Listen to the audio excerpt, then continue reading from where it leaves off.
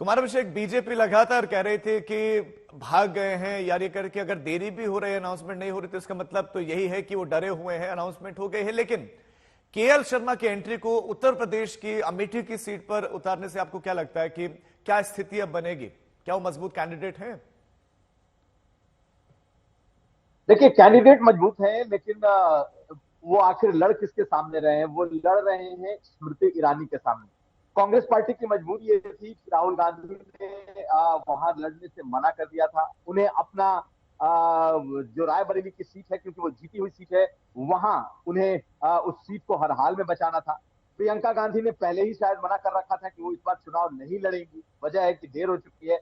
लेकिन एक बात जो गौर करने वाली बात है वो ये कि बीजेपी ने सिर्फ अमेठी हराया ही नहीं है, बहुत मुश्किल से बीजेपी ने एक तरीके से कहे तो इस पूरे संगठन को, उनके नेताओं को तोड़ लिया है। आप पिछले कुछ सालों में देखें तो चाहे वो समाजवादी पार्टी का विधायक हो, नेता हो, या फिर कांग्रेस पार्टी का संगठन हो, ज्यादातर लोग कांग्रेस को छोड़ चुके हैं। ऐसे में केएल शर्मा एक ऐसे शख्स हैं जो दशकों से अमेठी और रायबरेली पर न सिर्फ बहुत नजदीकी नजर रखते हैं, बल्कि एक एक कार्यकर्ता को पर्सनली जानते हैं।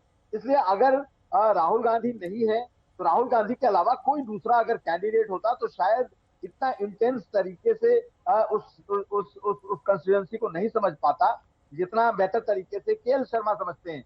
ये जरूर है कि अगर कोई दूसरे और शख्स पे के नाम पे अगर दांव लगाया जाता तो कांग्रेस के लिए ज्यादा मुश्किल होती।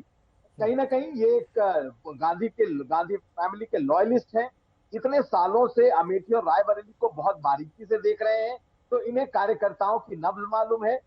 यही एक बड़ी वजह है कि कांग्रेस पार्टी ने एक तरफ लॉयल्टी को ध्यान में रखा है, दूसरी तरफ उस इलाके में जो कांग्रेस कार्यकर्ताओं को, कांग्रेस संगठन को वो बहुत अब बता रहे कि जमीन पर अच्छी पकड़ है, कार्यकर्ताओं में उनकी अच्छी पकड़ है, हर एक व्यक्ति को जानते हैं। आप हमारे साथ बने रहे। रायबरेली से समर्थ श्रीवास्तव हमारे संवाददाता हमारे साथ जुड़ गए हैं। समर्थ, आपसे कुछ देर पहले जब आप जुड़े थे तो वहां दफ्तर में फूल मंगाए गए थे, कार्यकर्ता बहुत एक्साइटेड थे, तो ऑफिशियल अनाउंसमेंट हो गई, रायबरेली से राहुल लड़ रहे हैं।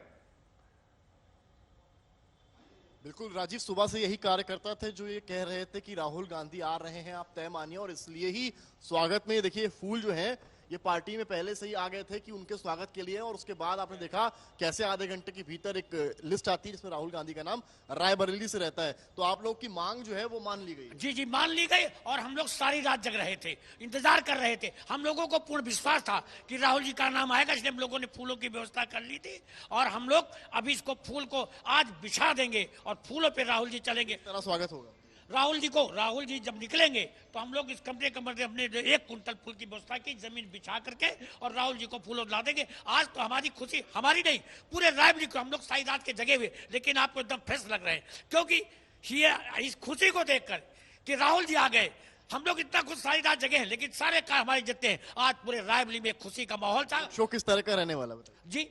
रोड शो किस तरह? शो तो ऐतिहासिक होगा। राहुल गांधी के आज नामांकन का रोड शो ऐतिहासिक होगा।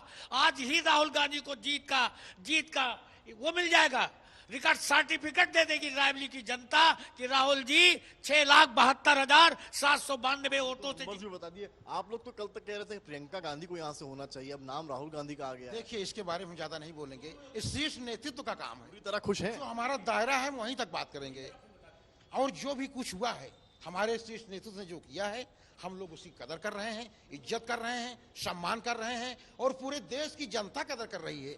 मोदी जी जब सरकार बनाए तो 450 रुपए का सिलेंडर 1200 में बेचने लगे। जिस तरीके से एक बनिया तराजू में कांटा मारता है, उस तरीके से मोदी जी ने पूरे देश वासियों के जैसे फूल यहाँ पर लाए, इन फूलों के अलावा और किस तरह से वेलकम करने वाले राहुल गांधी? बहुत अच्छे तरीके, कई तरीके। अभी फूल के अलावा हम लोगों ने लड्डू की व्यवस्था किया है। जो पॉइंट हमें मिला है उस पॉइंट पे कम से कम 1 कुंटल लड्डू व्यवस्था हम अपने कार्यकर्ताओं को हुजूम में खिलाएंगे।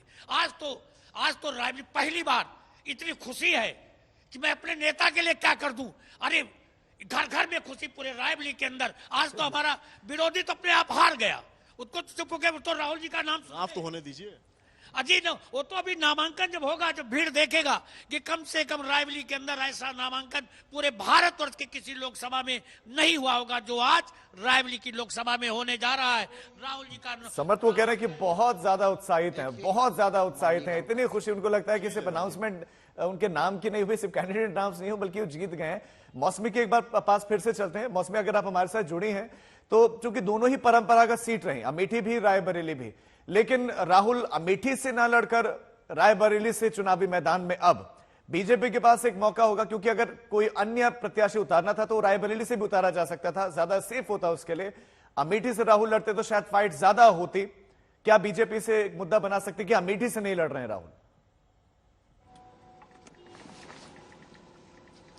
मौसमी तक शायद आवाज नहीं पहुंची। सिम यही सवाल अभिषेक आपसे भी कि अमेठी से राहुल का ना लड़ना, क्या ये एक मसला बनाया जा सकता है बीजेपी की तरफ से मुद्दा?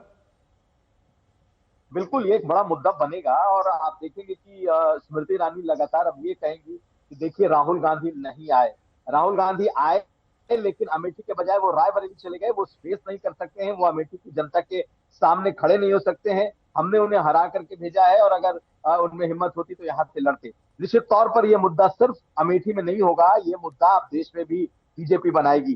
बीजेपी को लगता है कि राहुल गांधी का अमेठी से नहीं लड़ना और राहुल गांधी का अमेठी के बजाय रायबरेली आकर के लड़ना, ये बीजेपी को कम से कम इस इलाके में इस लिहाज से फायदा दिलाएगा कि बीजेपी से बड़ा मुद्दा बनाएगी। इसमें कहीं कोई दो राय मुझे तो नहीं दिखाई देता, क्योंकि इस तरह की बातें पहले से शुरू हो चुकी हैं। बीजेपी के बड़े बड़े नेता ये कहने लगे हैं। हाँ, ये जरूर है कि रायबरेली जो है वो कांग्रेस की बेहद ही सुरक्षित सीट है। लगातार कांग्रेस जीतती रही है। ये सीट पिछली बार भी ठीक ठाक मार्जिन से, अच्छे मार्जिन से जीती थी प्रियंका गांधी।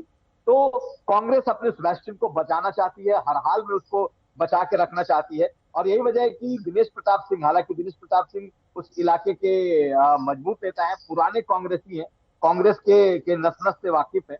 पिछली बार सोनिया गांधी के खिलाफ वो चुनाव लड़े थे और इस बार राहुल गांधी से उनका मुकाबला होगा। तो ये सीट जिसको सोनिया गांधी ने अपने लास्ट चिट्ठी में लिखा था कि ये परिवार वालों का ख्याल आपको रखना होगा और परिवार का ही कोई ना कोई आएगा, तो अब वो चरितार्थ हो गया है कि राहुल गांधी वहां से चुनाव लड़ेंगे।